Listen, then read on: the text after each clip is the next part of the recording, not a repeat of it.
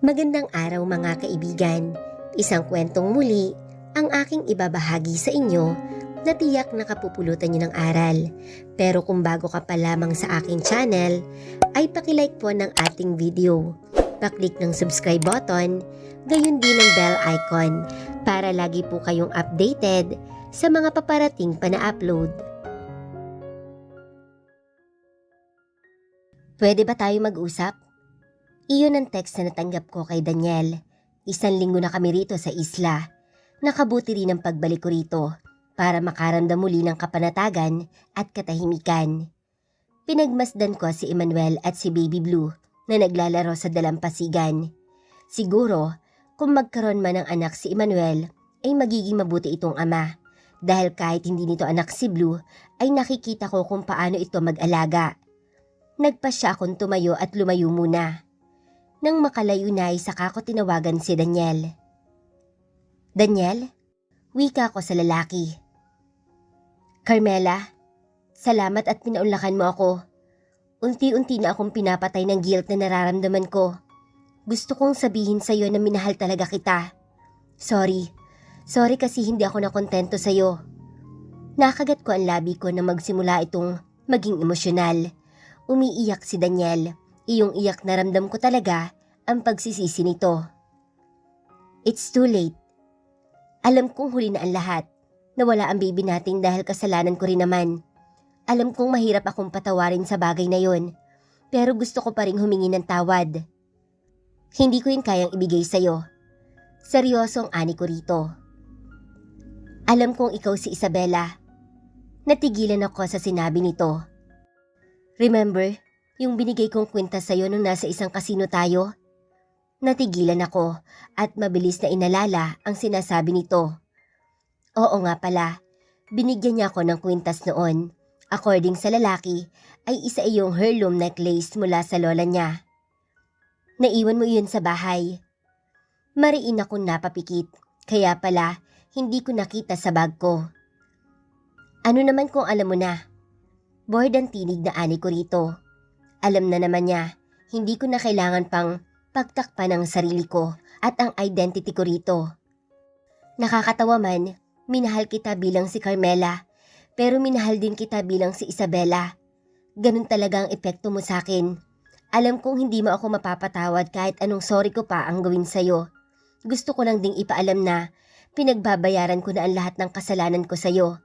Wala na akong negosyong pwedeng isalba. Wala na rin ang pamilya namin ni Katrina. Hinayaan kong lokohin din ako ni Katrina. Yung mga kasinungalingan niya ang mas pinakinggan ko. I'm really sorry.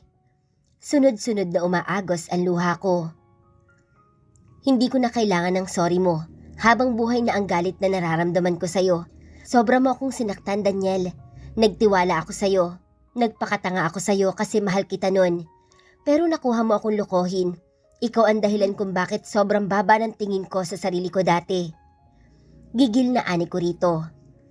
Tapos kapatid ko pa, hindi mo lang sinira ang pagsasama natin. Sinira mo yung relasyon namin ni Katrina. Kung hindi man kita mapatawad, kahit hanggang sa next life pa, deserve mo naman yun. Alam ko, gusto ko kahit ganito ang mangyari, ay magkaroon ka pa rin ng happiness. Gusto kong kapag bumalik ka na bilang Carmela, ay meron ka pa rin na tahimik na buhay. Ititikom ko hanggang kamatayan ang natuklasan ko. Dadalhin ko iyon sa hukay. I'm sorry. Humahagulhol ito ng iyak. Gusto ko ring humingi ng tawad kay Emmanuel sa nagawa namin sa dati niyang kasintahan. Alam kong walang kapatawaran yung nagawa namin, pero sorry pa rin. Bumalik ka na sa pamilya mo, Carmela. Inipit ko lang sa sitwasyon ng magulang mo. Kahit gusto nilang ilayo ka sa akin nun, pinagbantaan ko sila ng paulit-ulit. Umuwi ka na, tinitiyak ko sa'yo na magiging malaya ka na. Seryosong wika ni Daniel.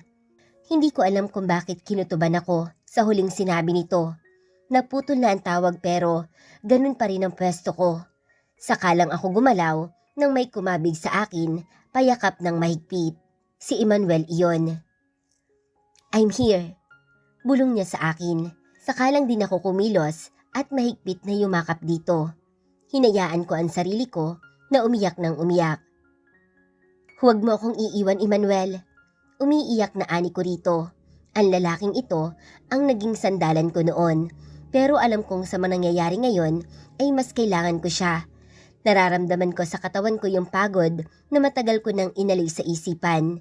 Itinaboy at pilit lumalaban pa. Ngayon ay hindi ko iyon kailangang itago rito. Hinding-hindi kita iiwan. Palagi lang ako nasa tabi mo. Bulong nito sa akin. Ma! Pinukaw ng atensyon namin ng batang yumakap sa hita namin ni Emmanuel. Sabay kami nitong napatingin sa batang iyon, na ngayon ay malawak ang ngiti sa aming dalawa nang yumuko kami para tingnan ito. Sky! Usal ko sa pangalan nito. Oo, pagdating namin dito sa isla, ay pinakilala namin si Blue bilang si Sky. Ipinakilala namin ni Emmanuel na anak naming dalawa na itinago namin sa lahat. Mabilis na kumala si Emmanuel sa pagkakayakap sa akin, saka lumuhod at binuhat si Sky. Gusto mo siyang maging mama?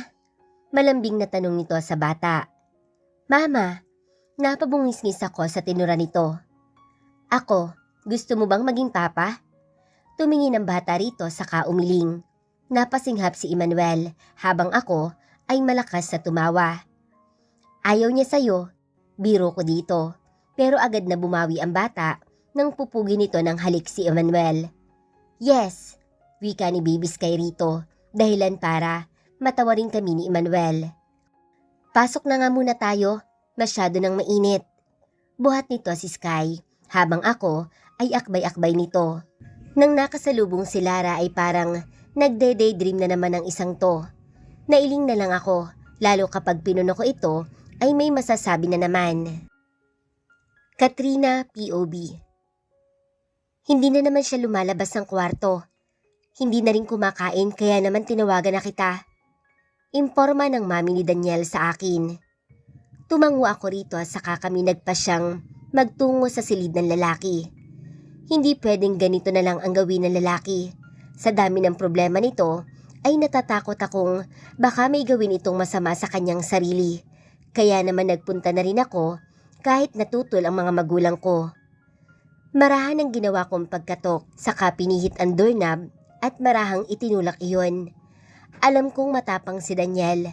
Apektado man ito sa nalaman tungkol sa pagkakakunan ni Ella noon, ay tiyak akong makakayanan nitong labanan ang lumalamon na pakiramdam dito. Ngunit nang buksan kong mabuti ang pinto, tumambad sa amin ang lalaking nakasabit sa gitna ng silid nito. Hindi ko alam kung sa akin ba nagmula ang tili or sa ginang na kasunod sa akin. Daniel? No! Umiiling-iling ako na napaatras at napasalampak habang nakatitig sa lalaking nakabigti ngayon sa kisame. Anak ko! Akman lalapit ang ginang ngunit mabilis ko itong nahawakan kaya pareho na kaming napasalampak. Hindi ganito ang lalaking kilala ko. Palaban yung taong yon. Wala itong buhay ngayon. Hinayaan niyang talunin siya ng nararamdaman niya. Hinayaan niyang magwagi si Carmela na gawing impyerno ang buhay niya. Mariing kumuyom ang kamao ko. Sunod-sunod na nagunahan sa pagpatak ang luha ko. Hindi ganito kahina yung lalaking kilala ko. Hindi niya kami iiwan ng ganito. No, panaginip lang to. Isa lang itong masamang panaginip. Yung hiling ko na sana ay panaginip lang ay hindi natupad. Suicide. Tinapos nito ang sariling tong buhay ng ganun lang. Hindi nito nilabanan yung guilt na nararamdaman ito. Nag-iwan pa ito ng liham.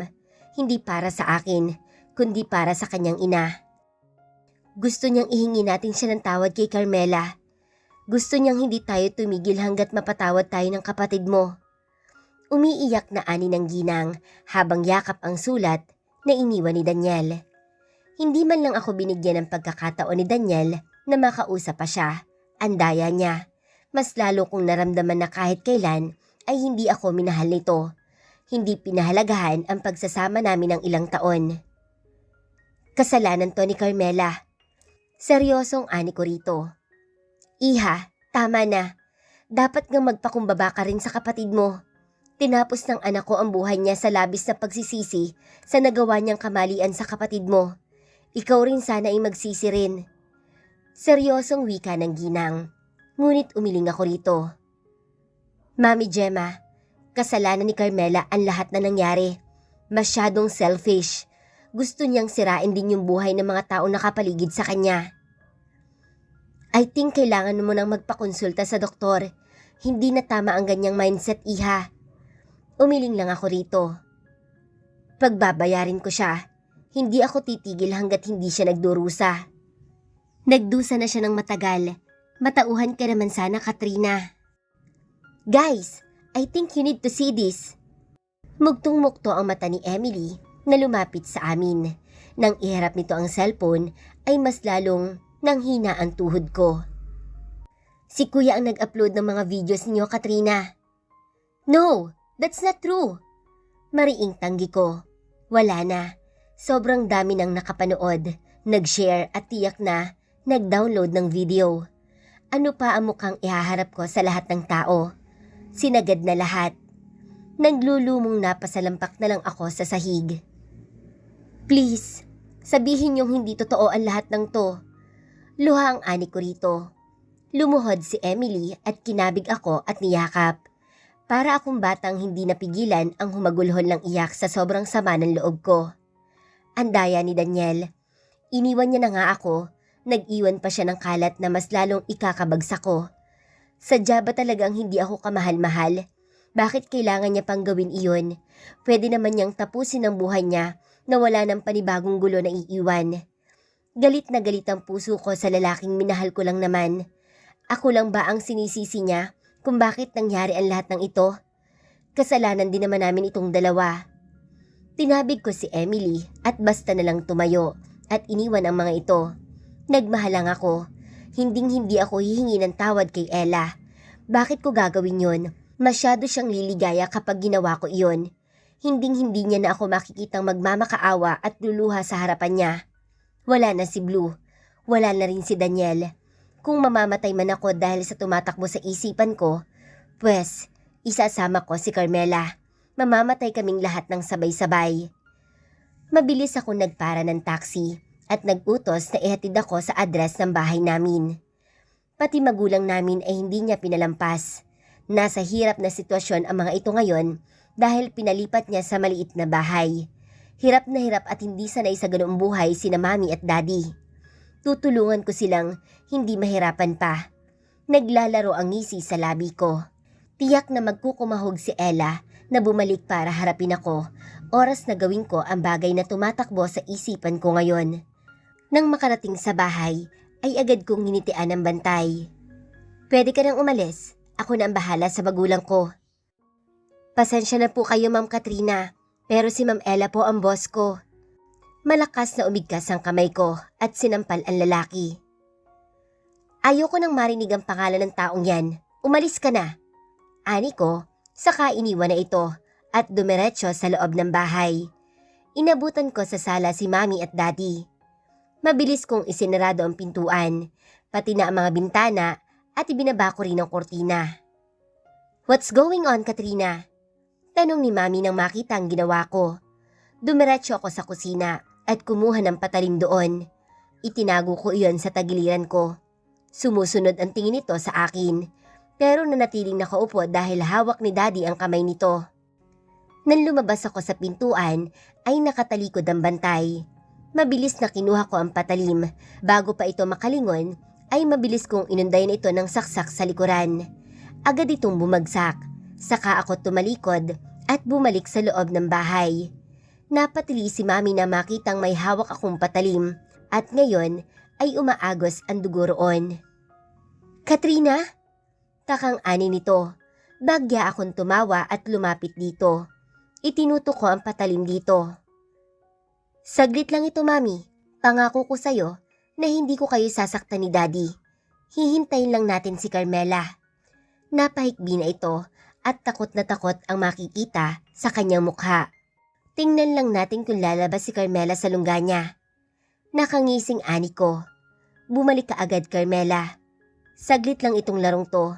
Titingnan lang natin kung magkukumahog ka pa ba para sa magulang natin. Carmela POV. Flash News. Natagpo ang patay sa kanyang silid ang kilalang negosyante na si Daniel Montenegro. Kagigising ko lang. Napasarap ang tulog ko dahil na rin sa puyat, kakabantay kay Baby Sky.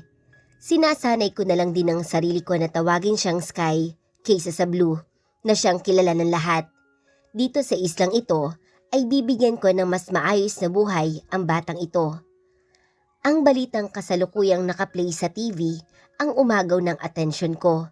Sadyang nilakasan ni Emmanuel iyon na nakatayo sa gilid ng couch. Dali-daling tumayo ako at hindi makapaniwala na nakatitig sa TV. Isa ba itong joke? Hindi makapaniwalang tanong ko habang titig na titig pa rin at pinapakinggang mabuti ang bawat detalye ng ulat. Sunod na pumukaw sa atensyon namin ay ang pagtunog ng phone ko, kaya naman dali-daling sinagot ko ang tawag. Ma'am, nagbigti po si Sir Daniel Montenegro. Mariin akong napapikit, saka huminga ng malalim. Hindi ko alam kung bakit mas lalong nabuhay ang galit sa puso ko. Napaka-unfair talaga ng lalaking iyon. Tinakasan niya, yun dapat pinagbabayaran niya ng buhay. Hindi pa sapat yung sakit na nararamdaman niya. Dapat hindi niya tinapos ang buhay niya nang gano'n na lang. Galit na tinabig ko ang vase na dahilan para tumalsik iyon at nabasag. Galit na galit ako. Nakalimutan kong kontrolin ang emosyon ko ngayon dahil sa labis na galit sa lalaki. Dapat hindi niya tinapos ang buhay niya. Dapat sama-sama kaming magdusa dahil sa nangyari noon. Mabilis akong inawat ni Emmanuel at mahigpit na niyakap. Pilit ako nagpupumiglas rito. Gusto kong ibuhos lahat ng galit sa dibdib ko, yung nararamdaman ko na itinago ko noon dahil magiging hadlang sa pagbalik ko ay parang nakawala ngayon. Isabela! Hayop sila. Ilang taon akong nagdusa. Hanggang ngayon nagdurusa pa rin ako dahil sa ginawa nila sa akin. Ang unfair nila. Pilit akong kumakawala kay Emmanuel pero hindi nagpatinag ang lalaki. Hindi niya ako pinakawalan. Sana sinabi niya. Sana ako na lang ang tumapos sa buhay niya para kahit papaano naman maibsan ang sakit sa dibdib ko. Basang-basa na ang luha ang aking mukha. Hindi ka mamamatay tao. Ang sakit-sakit, Emmanuel. Ang sakit kasi dapat ninanamnan nila ng matagal, pero sumuko agad si Daniel. Galit na ani ko rito. Wala na. Tinapos niya na ang buhay niya sa paraang alam niya. Wala na tayong magagawa pa. I hate him. I really do. Nanginginig ang katawan sa biglaang pagsambulat ng emosyon. Siguro, kung ako lang ang narito sa silid, ay tiyak na nasaktan ko na ang sarili ko. Pakiramdam ko kasi ay hindi enough ang pagbabato ng mga gamit para mailabas ko ng tuluyan ang nararamdaman ko. Pakiramdam ko ay posible ko pang masaktan ang sarili ko. I'm here.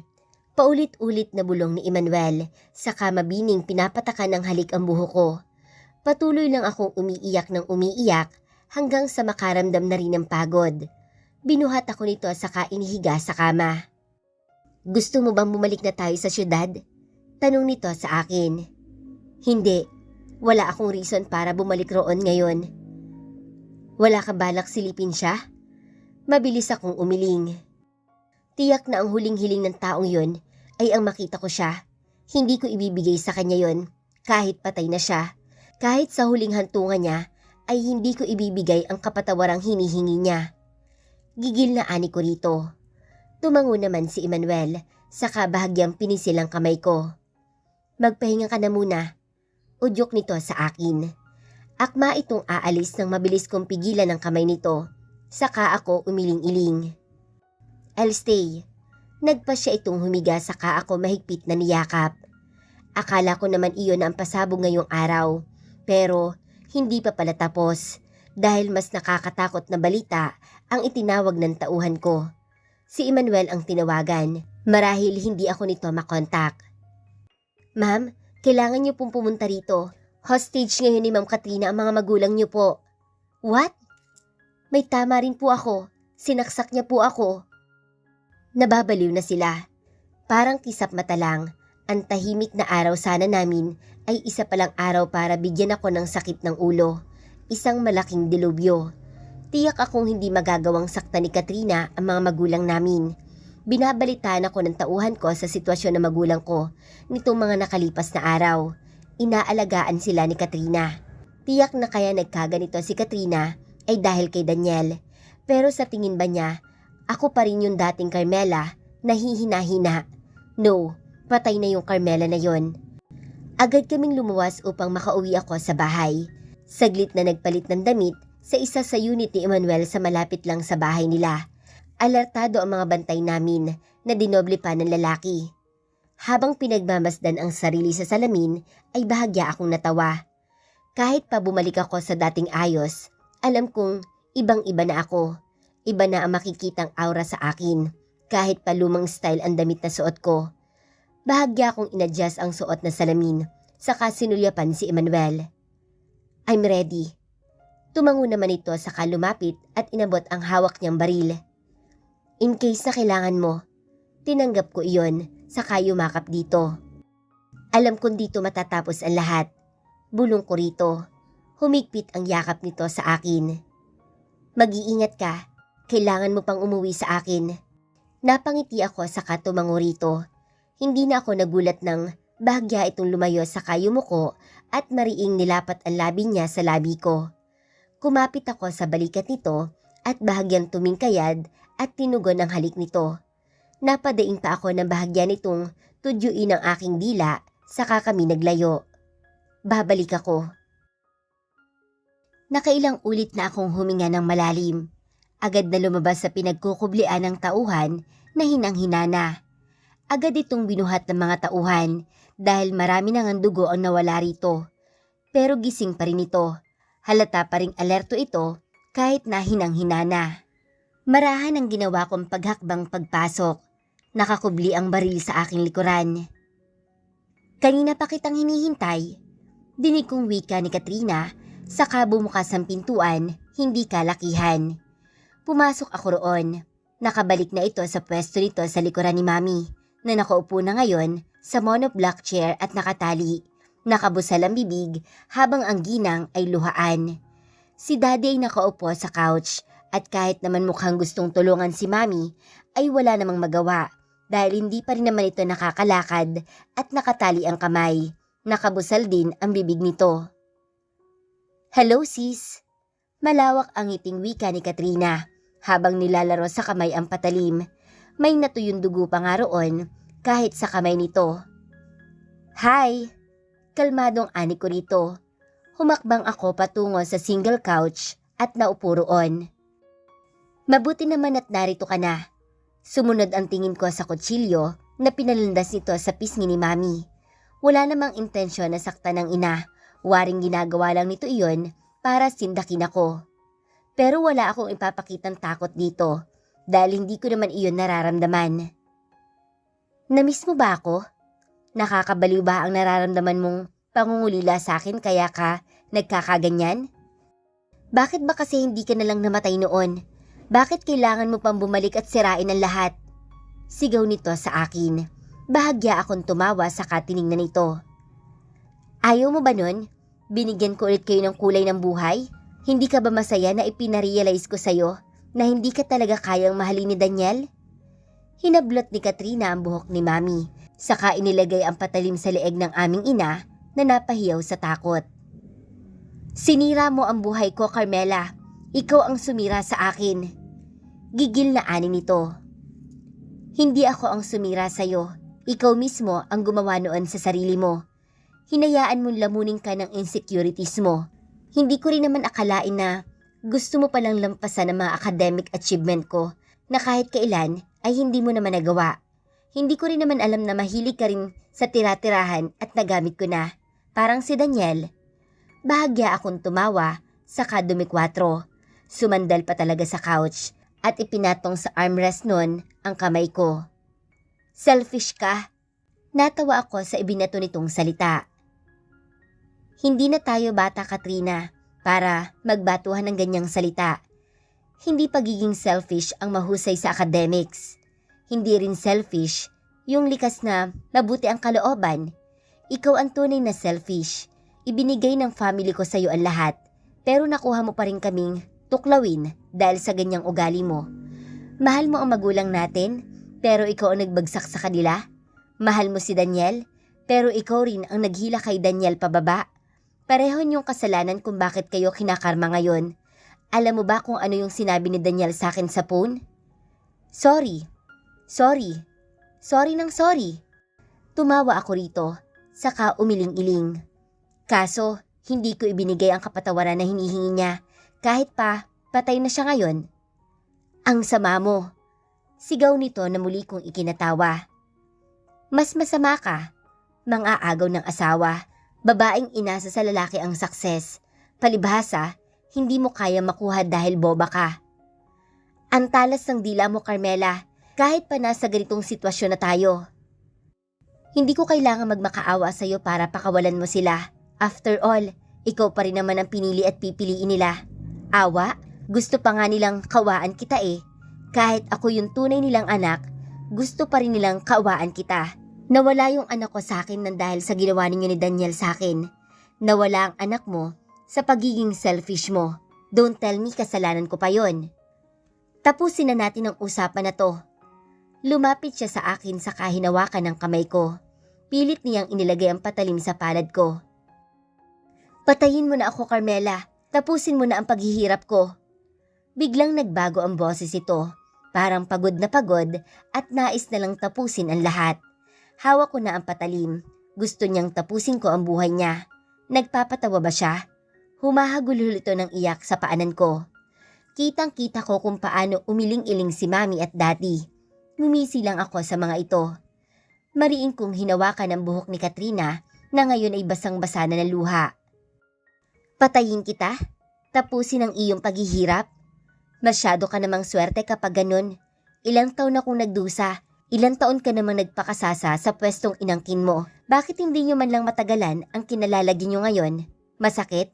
Ano pa ako na mag-isa lang noon na nasasaktan at nagluluksa sa sinapit ng anak ko? Ano pa ako na hindi man lang matakbuhan ang magulang dahil mas mahalaga sa kanila ang kayamanan nilang pwedeng maapektuhan? Ano pa ako na paulit-ulit pinagtak sila ng mga tao sa paligid ko? Katrina, ano pa ako na niloko at trinaydor ng sarili kong kapatid? Minahal kita. Minahal at tinanggap sa buhay namin ng maluwag sa dibdib. Pinapasok din kita sa buhay namin ni Daniel. Pero nakuha mong i-take advantage yung pagmamahal at tiwala ko sa'yo. Gusto mong mamatay sa mga kamay ko? Hindi ko ibibigay yon. Kailangan mong mabuhay para rito sa lupa. Lasapin mo ang lahat ng sakit. Sayang, dalawa dapat kayo ni Daniel. Pero nauna na siyang bumitaw. Ikaw na lang ang natitira. Alam mo dapat, itanim mo sa isipan mo na wala kang kwentang tao, na kaya nawala rin sa'yo si Blue kasi hindi mo siya kayang maprotektahan mismo sa sarili mo. Wala kang kwenta, Katrina. Itatak mo yan sa isipan mo para mas maramdaman mo yung pakiramdam na ipinaramdam niyo sa akin noon. Wala akong kwenta sa paningin niyo, kaya nakuha niyo akong lokohin at traidorin. Hindi kita papatayin, Katrina. Magdusa ka rito sa lupa. Lasapin mo rito ang lahat ng sakit. Mabaliw ka sa palaimpyernong sakit at iyon ang tunay na parusa na ibibigay ko sa inyo. Patulak ko siyang binitawan dahilan para mapasalampak siya sa sahig. Patayin mo na ako, please. Tapusin mo na ang lahat ng to, Carmela. Umatungal ito ng iyak, saka mahigpit na niyakap ang binti ko. Pilit ko siyang itinutulak pero hindi siya bumitaw. Gusto mong mamatay? Pwes, ikaw ang gumawa nun. Ipakita mo sa akin na mahina ka talaga, na wala kang binatbat. Buong pwersa ko siyang itinulak, saka ko sinampal at mariing hinaklit ang buhok nito at kinaladkad patungo sa kusina. Binuksan ko ang giripo at inginudngod siya roon. Hindi ka mananalo sa akin, Katrina, kasi bobo ka. Paulit-ulit kong sinabi iyon sa kanya. Lahat ng inis at galit na nararamdaman ko ay nailabas ko na. Habang sabu-sabunot ang buhok nito at itinutok ito sa gripo, ay gigil na gigil talaga ang kalooban ko para rito.